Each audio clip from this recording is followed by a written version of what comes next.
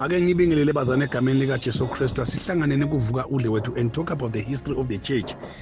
Sichubeka ke kulamalanga ngemvuselelo iphuma eveni lelithide ingene eveni lelithide imvuselelo iyangena yonke iEurope namhlanje njena sikhuluma ngemvuselelo ingena eEngland egameni lika Jesu. Bantu base England ke bebake balithola leli qiniso liqhamuka na Wycliffe but ke bebangakalitholi kahle because bebede naleli humusho laleli Bible la ngesingisi kanti futhi nalaba priest bala eRoma bebacikekele kakhulu ukuthi kubede nje umuntu utawulithola iBhayibheli kangoba nalabo bebanawo bebawafunza ngasese bawafihla vele so bani labaningi nje babambelela emfundisweni yaWycliffe kangangokuthi bebasebalati leqiniso leli Bible but ke bakwesaba lokhu ukuveta vele sibaya kwathi ngenhlanhla eEngland lapha ku1526 kwaze kuqhamuka indodana okuthiwa W Tyndale lo wafike ke wena ke watimisela lo ukuthi utawule humusha iNew Testament ayiguqule ibe ngelwimi lwesingisi futhi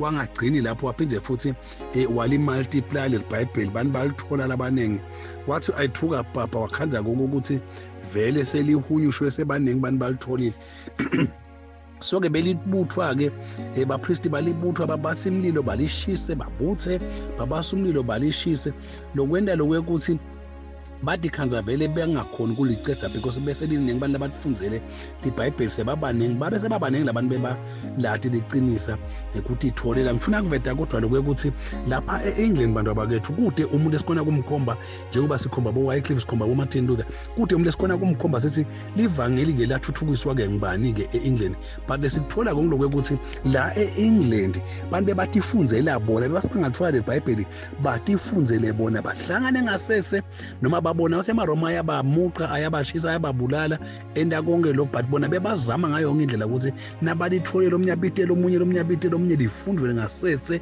laze imvuselelo nje eEngland noma ungaresearcha kanjani kude umuntu esikhona kumkhomba batendela bona but nangabe ufuna kungena deep uthole ngekuthi yahamba kanjani ke imvuselelo ukuthi ukhone ukuthola lamakhosi akhona ufunze ngaba ke ngibekuse nje ngaKing Henry VIII lenkosi lena abantu abakethu yaqabana napapa ngoba ifuna yona kulahla umkayo ithathe lomunye but papa wala kuvuma vele wangamniki incwadi yesahlukaniso lesiyibita ke ukuthi ke idivorce so Henry wagijima waya ke eParliament le ku1534 wathi akushawe ke umthetho lomkhipha ko vele papa la eEngland sula namhlanje papa kasasiyo inhloko yenkolo yebuRoma base England lo sotaba inhloko yenkolo nguye King Henry lokwenda ke lokuthi ke kube naleyo ngicanga because ngala ngenhlanye King Henry akafuni kuphuma eRoma inkolo yemaRoma ichubeke ihlale ibe kahle ayichubeke khona la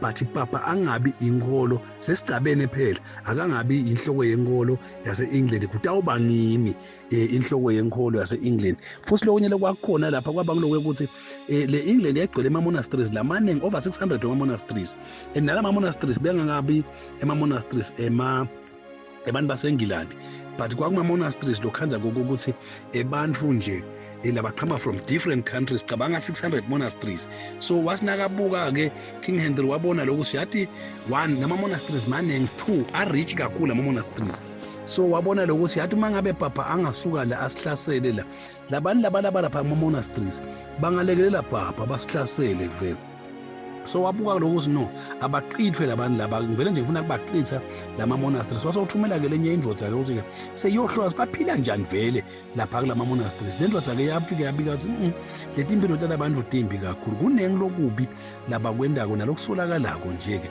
wathi uthi ke Henry no abaqithwe vele so waqitha ke vele wabaqitha wasuyayithatha konke lengcebo yabo wayibuyisa ngakuye wasokuthi ke konke bomonki nawo onke amasistela akaphume lapha umuntu akaphuma hamba osebenza atondle yena baphume bosebenza atondle yavele ke yaphela kanjalo ke ema-monasteries eEngland egameni lika Jesu Kristu still King Henry abe nayo lenkinga ukuthi ingabe papa ucabanga ukuthi uqoshe inkolo yini cha wafuna kumprovela ke papa lo angaqoshi inkolo yemaRoma ngikhiphe wena as the head so wakukhombisa lokho ngekuthi avumele labo bishop nabapriest lokuthi bawabulale ema-Protestant bafa baba banengi vele babulawa ngoba abefuna ukubambelela kupapa angafuni ukuthi papa abe inhloko yelibandla but afuna lokuthi kube nguye kuphela inhloko yelibandla hayi papa egameni lika Jesu.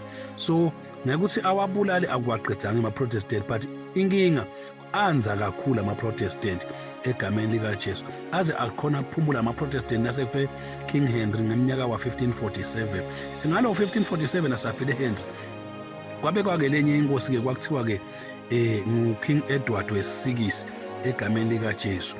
Lo King Edward wesisibili-ke abe mncane lo mfana kakhulu because abe na 10 years, so wasobanjelwa-ke ngibaba wakhe lo mncane-ke egameni lika Jesu. But-ke vele sikhomba yena Edward njengemuntu lengiyena abephethe lobukhosi egameni lika Jesu. Manje-ke lo King Edward abantu abakethu abeyi-Protestant yena ngesinye akafana nalo Henry lobe ngumRoma, yena abeyi-Protestant nje vele kwayena nje-ke. So wathi angena nje vele esihlalweni sakhe sebukhosi wayifaka ngemandla inkolo imfundiso yema-Protestant, kwavulwa emajele kwakhululwa bonke abantu bebaboshelwe inkolo, kwaphinde kwalandwa labanye bashumayeli vele ukuthi batofundisa iqiniso, iBhayibheli lavunyelwa laphinde lakhicitwa vele ukuthi ligcwale live lonke.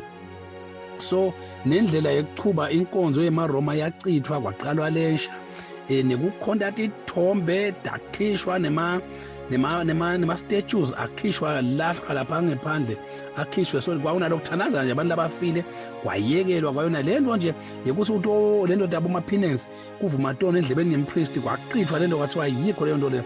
Kwakona labo-transubstantiation kwamiswa nje kwendisa limisa wendele umuntu lo osafile baqitha konke lo egameni lika Jesu. Kangawo ngishone bafundisi base bayavunyelwa ukuthi bashade-ke inqubo-ke yasebandleni yaseseyichutshwa-ke nelwimi lwesingisi yayekela-ke lokuthi ichutshwe nesilathini ngale ndlela bevele ichutshwa ngayo egameni lika Jesu. Kwaba-ke nekuthula-ke even lonke egameni lika Jesu, kwaya ngekuthi libonakala-ke liphela-ke libandla lamakatolika eRoma.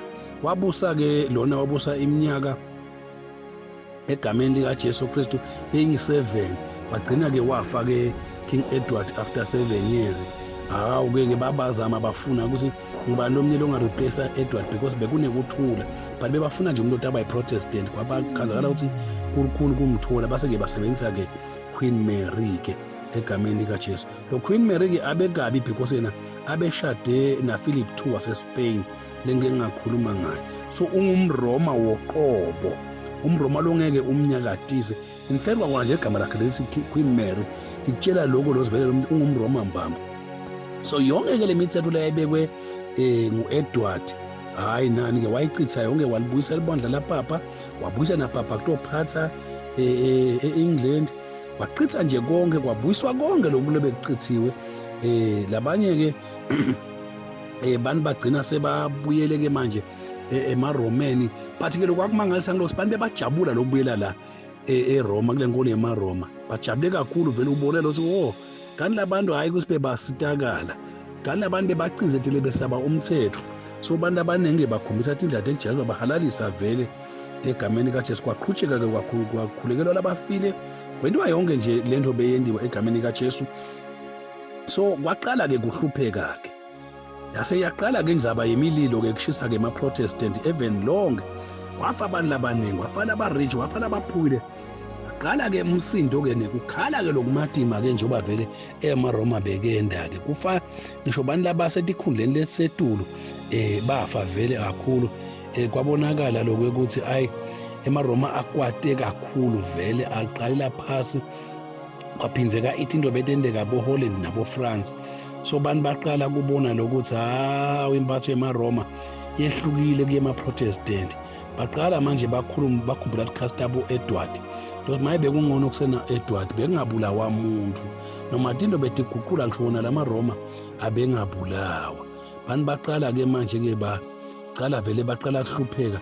Wakhanzala ukuthi-ke lo Mary lo Queen Mary wafika la afa khona-ke asabuse iminyaka only 5. Bantu bajabula kakhulu nayifa le Queen lena, baze bafike bametha nje olugama bekuthiwa nguMary wengadi.